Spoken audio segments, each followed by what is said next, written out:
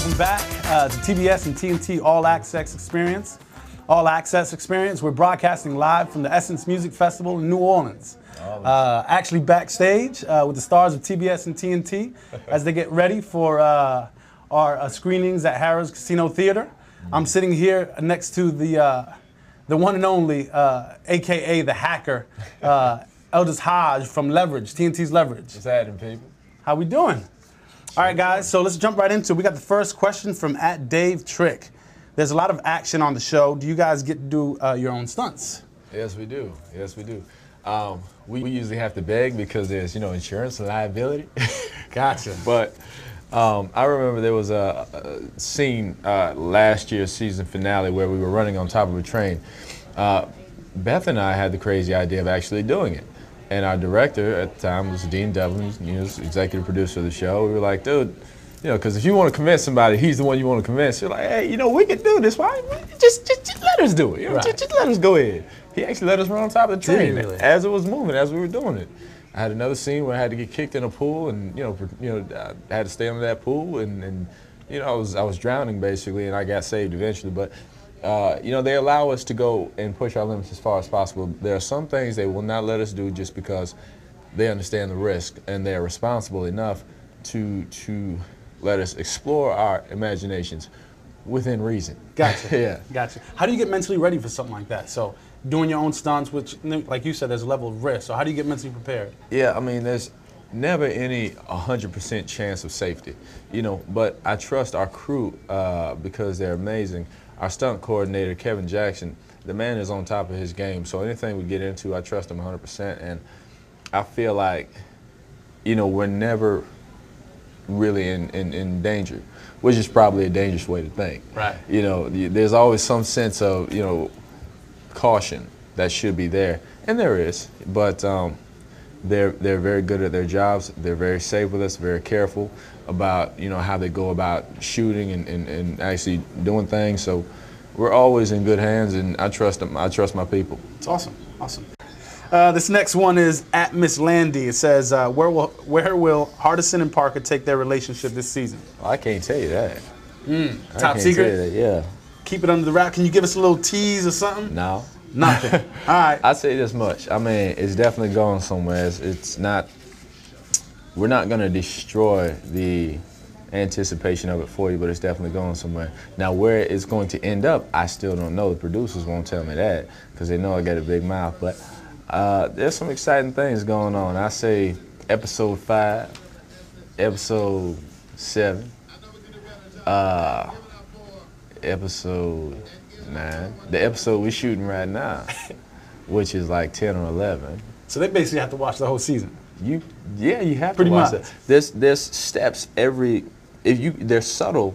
Well, some are not so subtle, but every episode there's a step along towards pushing them to a different level. So if you watch and you pay attention, it's a fun ride. Yeah. Okay, we're looking forward to that. The next one is @Mike. It says, Leverage has a fun cast. Do you guys like to hang out when you're not filming? And this is part of, you said you guys are up to 7 months, so Yeah. are you guys hanging out offset? Yeah, we do. I mean, it's a way to survive, you know what I'm saying? When we first got up there, we were aliens in a new town, so we had to depend on each other. But when we did the pilot, we did it in Chicago. We were out every night hanging and just getting to know one another. And it kind of carried throughout the rest of the season. We're not tired of each other yet. We go shoot pool, we go hang, and one of the cats, Christian, he plays music. He's a country singer. He's got a legit band and everything. And so he plays a show every other week. And actually, I go out there, I host a show for him, and we all get out, we support one another, and we kick it because to a degree, we're family. Yeah. So we got to, That's awesome. That's Yeah. awesome. Who usually wins at pool? Depends on the night, man. Yeah. If you're there, if you're not? I was just saying, I ain't shabby. Right. I tell you that much, I ain't shabby. Okay. Kane got skills and Tim got skills too, but I ain't shabby. Okay, okay. @LifeJoy Song, it says, do you have any input into your character's wardrobe? Hardison's always dressed so well. Well, you can actually go hit up Nadine Haters about that. Her Twitter handle is @NadineHaters. She's the costume designer on the show, and she does a hell of a job. Definitely have some input though. She works with us so well. She's always sitting there willing to say, hey, look, what do you feel about this episode or this scene, yada, yada, and we work back and forth. The thing I love about that is that she does include me mostly. So I give her the space and the free range to do whatever she wants to do. My only, I guess, issue time to time is that she enjoys putting me in tight pants. I gotta say, look at it now, Miss Nadine, I can't walk in these, you know, I can't. She's like, but they look good. I can't do it.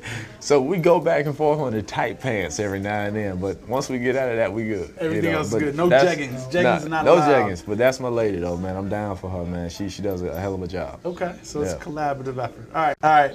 This next one's from @LilyB. It says, would you consider yourself a Facebook or a Twitter addict? I'm more Facebook than Twitter.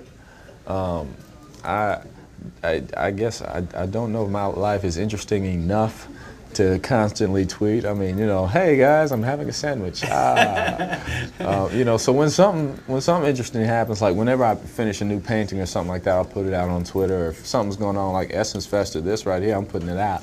Right. If I'm just at home kicking it, I don't know. The only reason why I'm more Facebook than Twitter is because I like to look at pictures. I like to look at everybody's. Huh? Well, I'm gonna say, you know, so I like to put you on the hot seat. What's your favorite kind of picture to see on Facebook? Y'all getting the wrong idea. I'm talking about, you know, just update pictures. I got a lot of friends in LA who I don't get to see because when I'm filming, we shoot the show in Portland, Oregon. I'm out there for about 7 months. So, and you know, to keep me updated on my friends' lives, you know, Facebook is kind of the way. I mean, I call people, but to see what's happening, I kind of depend on Facebook. My homegirl, she was having a vacation out in Italy, and I got to see some of those pictures. And then, you know, another one of my friends that just had a baby. So, you know, I get to view it like that as opposed to actually being there. So it kind of helps to quell some of the loneliness a little bit, you know what I mean? I got you. Good way to kind of stay in touch, right? Yeah. This next one is from @Rob Reed. It says, do you know computers as well as your hacker character does on screen? No. Not at all? No. How good do you get with the computer? I'm decent, man. I mean, I can get done what I need to get done. It's funny, I'm not a computer guy. I'm a gearhead. I design watches. I design motorcycles, cars, things like that, engines, and watch movements. I get into gears. You know what I'm saying? I do that. So as far as thinking like an engineer, I can understand that. But the technical side of computers, I'm not with it. Like even when I'm designing, there's brilliant computer programs to design, but I'm still sitting there with a pen or a pencil and a paper. I'm old school, man. I get with it. You know what I mean? Gotta respect that. I love it. Whatever works, right? Yeah, whatever works. I like it. We got the next one from @Chris3. It says, what do you love most about playing Alec, your character, the hacker? I love the fact that the man is intelligent as all hell. And I get to have fun. I get to inject most of my personality into his humor and even his sarcasm. And, you know, I'm allowed the freedom to build the character as I see. I improv, God knows, way too much. The writers probably hate me. But no, I improv a lot. With respect, with all due respect to the writing. Always respect the theory, the idea, and the writing itself. But, you know, the fun of my job is I don't feel like I have any boundaries. I honestly don't even feel like I have a job. I have a really good hobby, and that's about it. That's the key to success there. This is in line with that. Good. Next question we got from @Mark Maloney. Who do you admire the most on the set of Leverage? That's a tough question, but because I have respect for a lot of people, but I gotta probably put it up to John Rogers.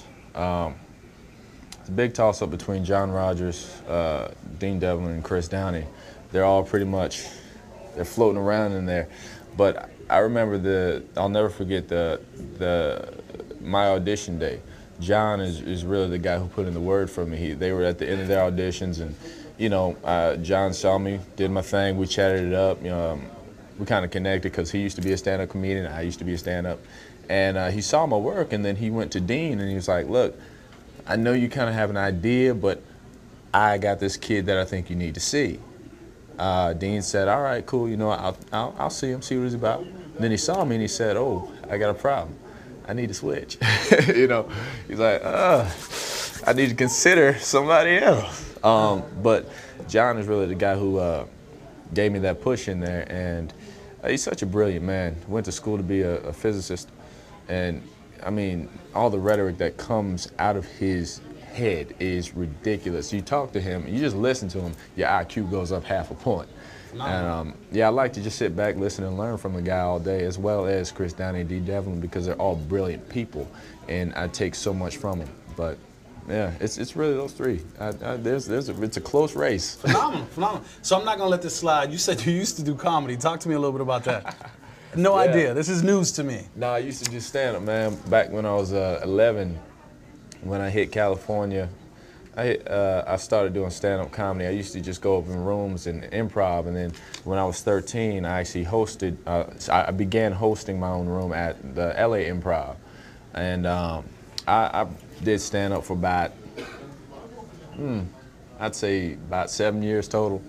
And it was a really nice learning platform. I didn't continue with it because I didn't want to go on the road and travel and be considered a stand-up comedian. I wanted to be an actor. You know, I wanted to have all facets of opportunities come my way. And as a stand-up comedian, people just automatically think, oh, you can only do comedy. Thing I love about Leverage is I get to have my comedy shots in there, as well as, you know, kick a little dramatic line out here and there. And it's a really nice mix. So they gave me what I need. What do you so what skills do you think are the most transferable then from doing the stand-up comedy and kind of moving it over to more of a drama now with Leverage? You know, it's really tough. If you're not good at either one of them, it's going to be hard. Comedy, you have to understand that there are different types of comedy. If you're on a sitcom, which I've done sitcoms, comedy is usually big and broad. It's like you're stage acting. If you're on a series like ours, or if you're in a film, comedy tends to be, it can be subtle or it can be dry or whatever, but then again, with sitcoms, it can be dry as well. You have to understand what product you're working on. You have to understand the audience you're marketing to and know the character and the scene and the mood of it all to understand what kind of comedy you want to go at. You want to be loud, you want to be silly, boisterous, you want to play it real, whatever. As far as drama, it's the same deal, but you just have to understand emotionally how to transfer your emotion to the audience. You can be mad all you want to, but if I don't believe in you, if I don't feel for you, then it's just not gonna, you know, it's not gonna be effective on the screen. So you have to learn how to transfer just emotions, basically humor, drama, whatever. It's kind of the same foundation, different execution. Awesome. Next question we have from @JHarma. As a young actor, what are you looking forward to the most in your career? Just having a career, you know. I've been building on this career for 22 years now, and the main thing for me, I want to get to a point where I can actually create jobs for people. That to me is like, you know, balling. You know, when I can sit here and say, okay, I want to produce this script, I want to put this actor in it, this actor, and I want to create jobs and create careers for other people. So I'm working my way up to get to there. And I'm writing my own projects right now, so, you know, hopefully that day will come pretty soon. So we're trying to make a transition from collecting the check to cutting the check. Yeah. I like it. I like it. Right now, I just cut the check for myself. I'm trying to cut for a few more folks. And that's okay. Yeah. That's okay.